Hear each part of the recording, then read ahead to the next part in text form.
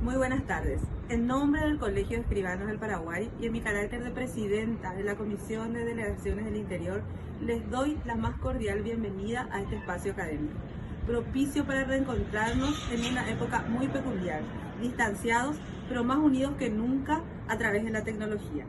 Buenas tardes, hoy 27 de abril del 2020, en representación del Instituto de Derecho Registral y en compañía, en conjunto con la Coordinadora de Delegaciones del Interior y el Instituto Notarial, encontramos este espacio para poder llegar a los colegas y así poder aclarar un poco las ideas que tenemos como profesionales en relación a los plazos tanto notariales como los plazos registrales y la interpretación de las distintas normativas que nos regulan en estos días, en esta época de pandemia. Las preguntas las podrán hacer al pie de esta red social y las estaremos contestando en una próxima charla con la doctora Lucina de Martino. Gracias. Yo soy la escribana Milagros Arrúa, directora del Instituto de Derecho Notarial, y tengo el agrado de invitarles esta tarde a escuchar a la querida docente de siempre, la doctora Lucila Ortiz y Martino, que nos va a hablar sobre los plazos registrales en esta época de emergencia sanitaria. Agradecemos su predisposición y solidaridad de siempre. Buenas tardes, queridos colegas, queridos amigos.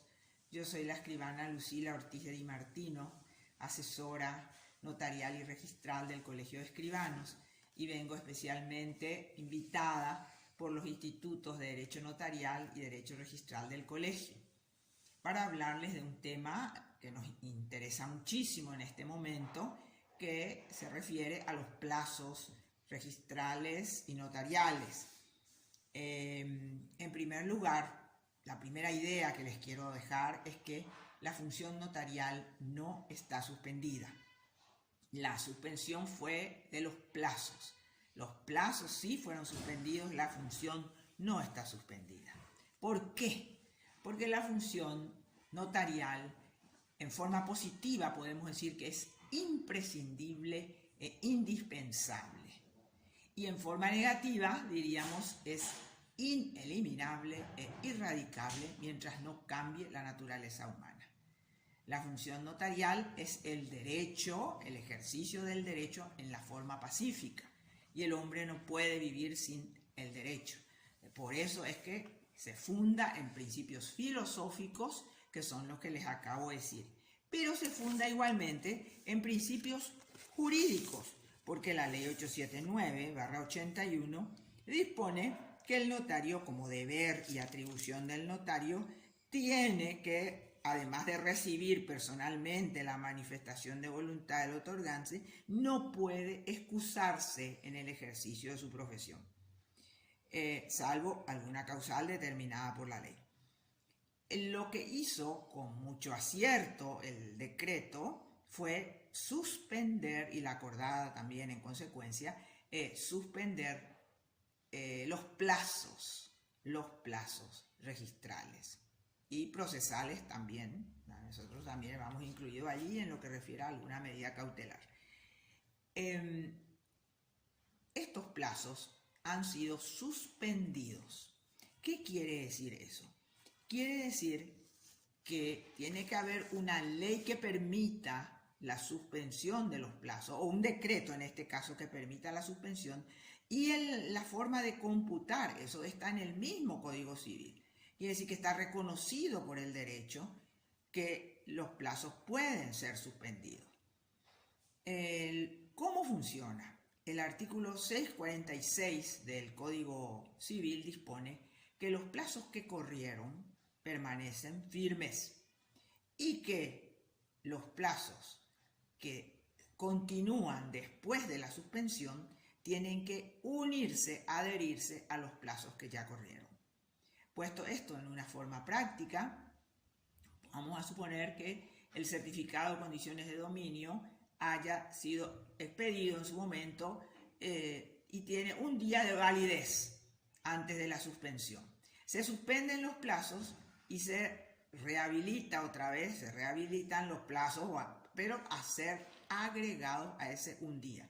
Es decir, necesitaría 29 días más para unirse a ese un día y así tener la terminación de ese plazo. No se pierden los plazos, se une lo que ya corrió con lo que ya se rehabilitó. Y esto va para todos los lados, es decir, no solamente para el notario que quiere utilizar un certificado, sino también para el registro, para el registrador. El registrador, como aplicador del derecho, sabe perfectamente, conoce cómo se cuentan los plazos y además el notario no puede exigirle al registrador, por ejemplo, hacerle un urgimiento para que le expida a los 10 días, puesto que esos 10 días quedaron paralizados en el caso de los certificados, o a los 20 en el caso de las inscripciones de títulos, porque también quedaron inhabilitados en esos días de suspensión. Es decir, la duración de los plazos juega tanto del lado del que pide la inscripción como del lado del que la concede, como del lado del registro. Yo pienso que no hay ningún problema porque tenemos que tener en cuenta que la escritura tiene que ser autorizada durante el plazo de vigencia. Pero puede, y ahí tenemos algunas dificultades, llegar al registro cuando ya el plazo de vigencia de los certificados ha caducado, por algunos motivos que vamos a exponer enseguida. Con lo cual llega al registro tarde, como se dice, pero por caso fortuito o por fuerza mayor. Y en ese caso, por justicia, no debería castigarse al que llegó tarde. ¿Cuáles son los casos? Ustedes me van a preguntar. Y realmente hay algunos que pueden ser muy, muy, muy serios. Pónganse en el caso de los gestores, cuyos carnets de gestoría haya caducado, haya vencido durante la cuarentena. El primer día hábil que se reanude el registro, a ese gestor le va a ser un poco difícil tener habilitado su carnet y va a encontrarse imposibilitado de hacer las actividades por el notario que lo ha contratado, con perjuicio probable, puede producir, puede que no, para no solo el notario, que es el responsable de la inscripción porque asumió esa obligación, sino también con perjuicio de las partes que no tienen nada que ver en el asunto. Otro tema que podemos mirar de los gestores es el de, además de los gestores, las oficinas administrativas previas. ¿Qué quiere decir eso? Que aunque nuestra escritura ya esté habilitada para ingresar al registro, necesitamos que estén al día ciertas obligaciones tributarias, que son el pago del impuesto a la transferencia en la municipalidad y también en los municipios del interior, que tenemos la oficina de OPASI para la inmensa mayoría, para la casi totalidad de los municipios del interior. Entonces, imagínense que se abran las oficinas, va a ser un poco difícil que se cumplan todas estas funciones administrativas previas y lleguemos a tiempo a la hora de inscribir nuestra escritura. Otro problema que puede presentarse es la edad y otro el orden alfabético del apellido. La edad, el escribano pudo haberle dado a otro escribano autorización para que cualquiera de los dos pueda presentar y retirar documentos del registro.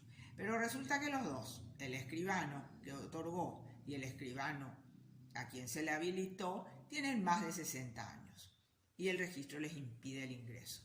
Es un peligro porque es una causal de fuerza mayor, caso fortuito, y puede no permitírsele la entrada y el notario entonces va a perder su derecho de preferencia. Y en cuanto a los apellidos, si el registro mantiene el orden alfabético de los apellidos, puede producir también una lesión, un daño impensable, pero que habría que proponer, habría que pensar.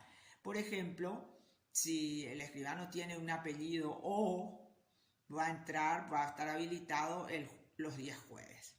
Pero ¿qué pasa si ese escribano de apellido O tiene que ingresar su escritura sí o sí el lunes o el martes o el miércoles, porque si no le vence su certificado. No va a poder porque el apellido no le habilita. Entonces puede entrar un embargo, puede entrar una medida preferente, una medida cautelar preferente, y va a entrar con la prioridad directa, diríamos así. Entonces, estos temas nosotros dejamos a nuestras autoridades y pedimos, solicitamos que puedan solucionarse cuando se abran los registros. El tema de los gestores, el tema de las oficinas administrativas previas, el tema de la edad de más de 60 años y el tema del orden alfabético del apellido. Finalmente, les quiero hacer una recomendación. No pensemos que nuestra función notarial termina única y exclusivamente cuando la escritura se autoriza, se inscribe y le entregamos al requirente, le entregamos su título. No, la escritura sobrevive el tiempo, ya decía el escribano Alfieri eso. Las nuevas generaciones llega a las nuevas generaciones.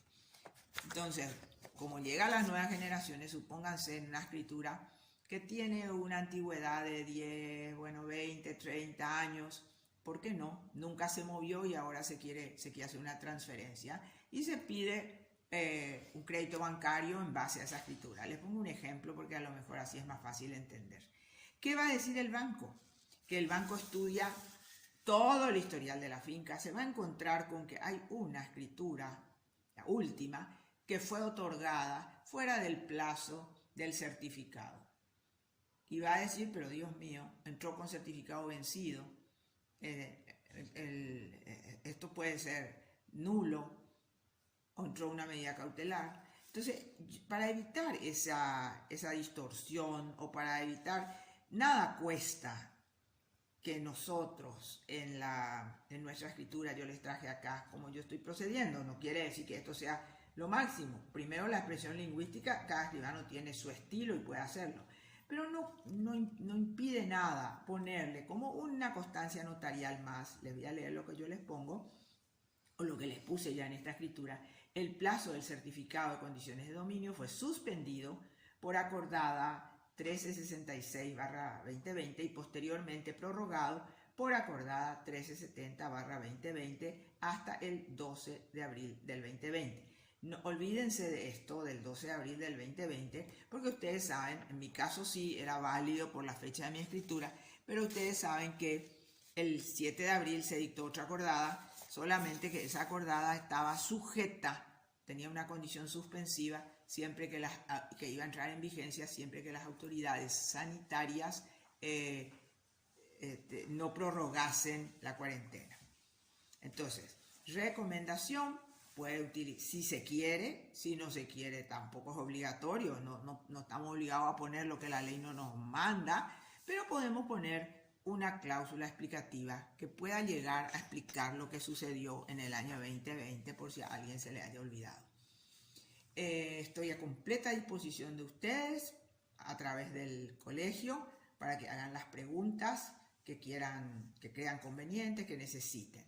Les agradezco la atención y espero que alguna vez podamos vernos directamente y no solamente a través de este medio que es muy útil, por cierto, pero que no va a reemplazar nunca haber recibido personalmente la manifestación de voluntad, como dice nuestra sabia ley 879. Gracias.